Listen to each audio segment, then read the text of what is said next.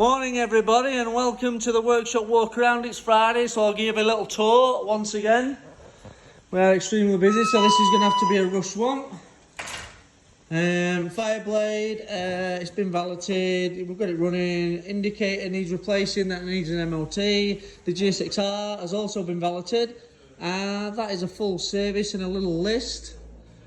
That is just coming to the end of a full service for the Ducati Multistrada there that Neil's just completing. We've still got the other one over there, still waiting for a full service. The Grom is done, ready to be collected. Handlebar conversion there, still waiting on, I do believe, a clutch cable. Wayne's R1200S has got a bit of an oil leak. An XR650, that's got a long list of to-dos, but that's going to be done later on in the year. The DRZ that everybody will have seen in the MCN yesterday, sorted the carburetor issue out, but now it's now got a low speed sort of jitter, so we think the jetting might need checking and changing on that, so that needs the fueling setting up.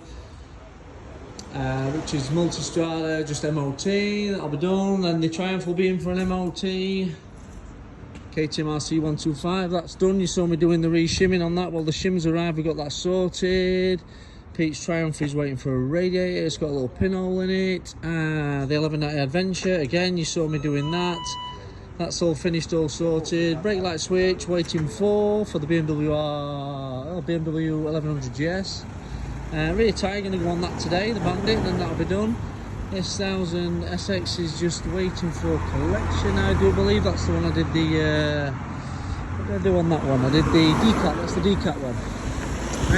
Over there we've got a ZX636 Ninja, that's coming in for a full service. The GSR has just had the engine rebuild for a seal. We've sold the Suzuki Bandit, that's going today. And Daniel's just turned up on his GSX-R 125.